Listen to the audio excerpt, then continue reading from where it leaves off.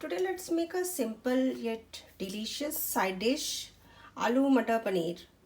Hello all, hope all are fine and safe at home. Today I'm going to make a simple dhaba style or say restaurant style aloo matar paneer with just available ingredients. The only thing which you'll have to buy might be the paneer. So let's get started with the ingredients. These ingredients I'm going to grind. I've just roughly chopped a medium-sized tomato. If you and this is two medium-sized roughly chopped onion. You can keep the proportion of the onion and tomato equal. I don't like much sour food, so that's why I've taken just one medium tomato and some garlic and maybe say one and a half tablespoon of garlic and ginger, and we'll be frying all these items, so that's why I'm just finish off telling what it is. And then two green chilies, this also I've just chopped it. This is about it. So these things has to be fried and then made a puree out of this, so this goes separate. And then in masalas, for seasoning I have say half teaspoon of cumin, half teaspoon of haldi or the turmeric. Then in this half teaspoon I have taken the spicy chili, and the half teaspoon is Kashmiri chili for color. Half teaspoon of garam masala. We don't need much masalas in this. The only masala I will be taking will be the 1 teaspoon I have taken the coriander powder, which will give a good taste and aroma to your sabzi. And this is half a teaspoon of, along with this I put half teaspoon of fried cumin powder. I mean, it's a roasted cumin powder. You don't have it, you may skip it, but giving this will give a good taste or aroma to your sabji. So, and then I have one medium boiled potato, then 100 grams of paneer or cottage cheese, which I've chopped roughly like this. This is a frozen paneer. If you have a fresh paneer, you may just toss it in that tawa before using it. Since this is a frozen paneer, I'll be using it without that. I mean, I'll be using directly. And this is half a cup of butter and some coriander for garnishing. That's all. All these items except for the paneer will be readily available in your kitchen. So without much talking, let's get started. I've kept a pan here and I'm going to roast all this.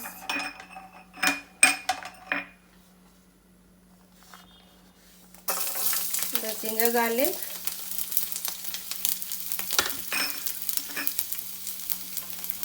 And then the onion. You don't have to fry golden, just a slight golden color will be sufficient. And the chili.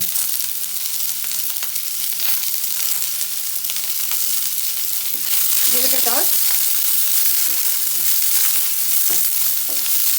and wait for this to turn little slight golden.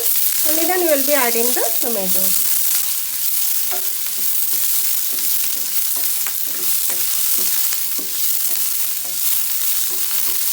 I'll show you at what stage I'll be serving. Once this turns golden, I'll show you. This is now sufficient. I'm adding the tomatoes. And with that goes half teaspoon of salt. This will help in cooking the tomatoes faster.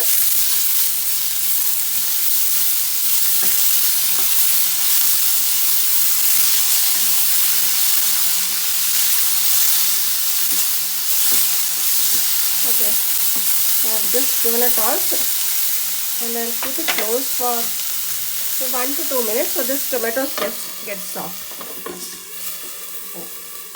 I need a bigger lid, I guess. In 2 minutes, let me see what's the condition now.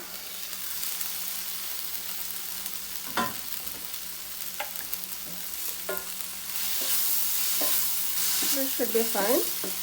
Okay, now we'll allow this to cool completely and then we'll make a puree out of this.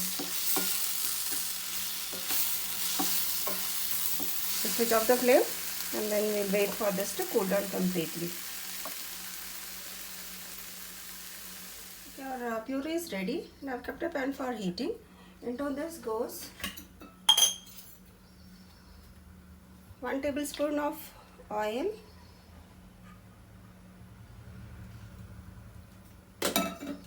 and 1 tablespoon of ghee or the clarified butter.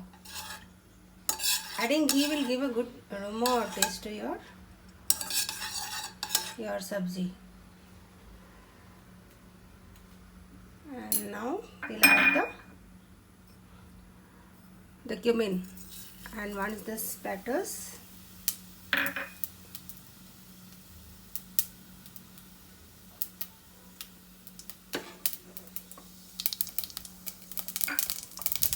I'll lower the heat, add the turmeric and the chili powder, and then toss and the puree.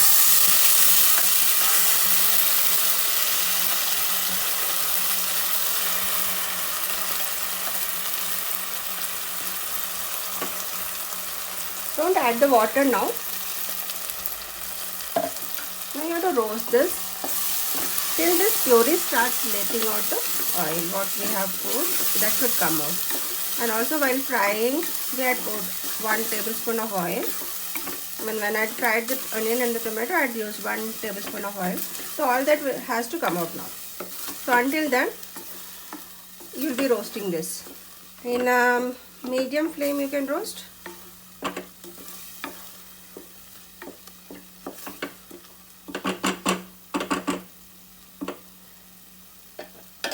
I'll lower the flame and allow it to simmer. And then in between I'll be stirring it so that it doesn't get burned. So whenever in between you are stirring this, just increase the flame, stir it, and then bring down the flame and then leave it like that. So this won't, you can save your time here. You can go about with your other work also. So this is a white of. So our puree is well roasted now, and it has started to let out the oil also, and there's no more sticking to the pan. And if you see, the color also has darkened. So this is the stage. Now I'm going to add in the green peas. This is a fresh green peas. You may use the frozen one also. And I'll just toss it along with this masala for some time before we add the paneer and the aloo.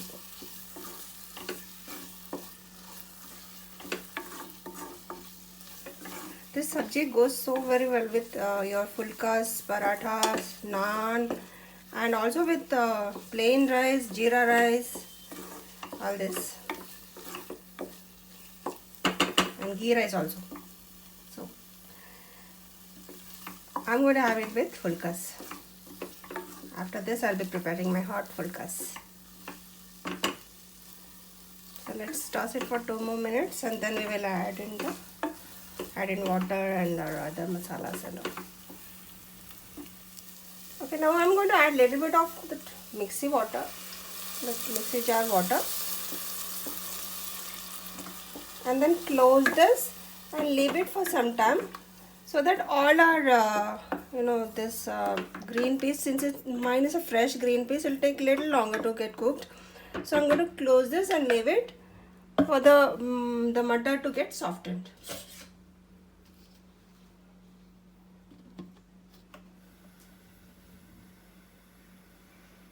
It's been 2 minutes since our mutton is simmering. Now let's see if this has become soft.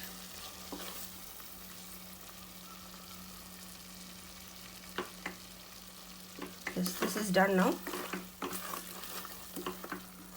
Okay, while roasting our onion tomato for the puree, I added half teaspoon of salt. I'm adding half more. Adding of salt and masala, the spice, I leave it to your discretion, but I'm just telling what I am adding. And there's no adding of the cashews, malai or the kasuri methi, because adding all that will make it a shahi paneer. And this is just a traditional normal paneer, not a shahi paneer. So I will not be adding all those. Now I will add the potato. This is boiled potato. If I had added salt while boiling the potato, be careful while adding the salt. Paneer.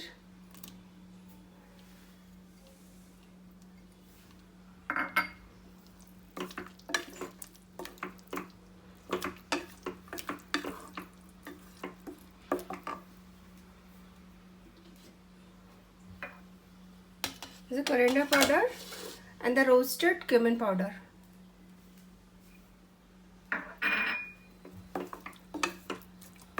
If you want your gravy to be thicker, add less water. If you want it, if you're going to have it with rice, you can add more water. Or for chapati, you can keep it semi. So I'll add some water now.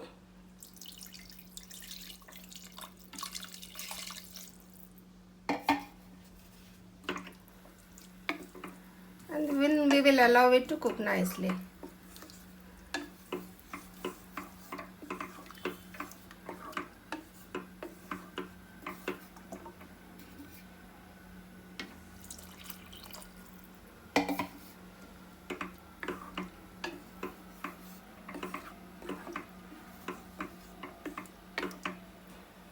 Okay, I'll keep it close, simmer for some time.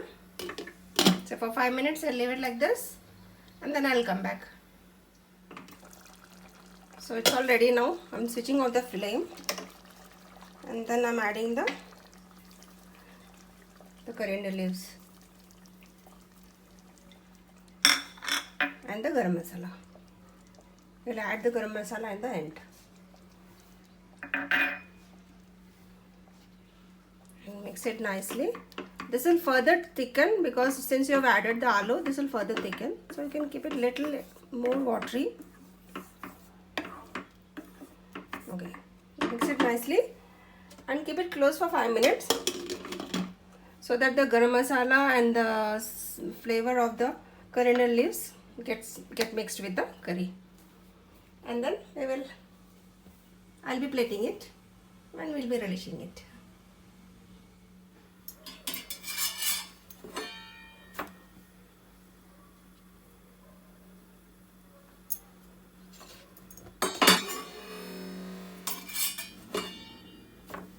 I'm going to enjoy my aloo matar paneer with this fulkas. If anyone wants the recipe or the video for this, let me know. So viewers, our finger licking aloo paneer matar is ready. It's very simple. You just have all these ingredients are there right in your kitchen. Just have to start making it. If you don't have paneer, just buy it and just prepare this. It's so delicious. You can relish it with roti, naan, paratha, puri, and even it goes well with the jeera rice and any plain rice also. It tastes very good. It's delicious. So do try this and let me share your views or your comments. If you are yet to subscribe my channel, please do subscribe and become part of my YouTube family, and share this recipe with your friends also. This is very simple traditional recipe it is. That's it. So have a nice day. Happy cooking.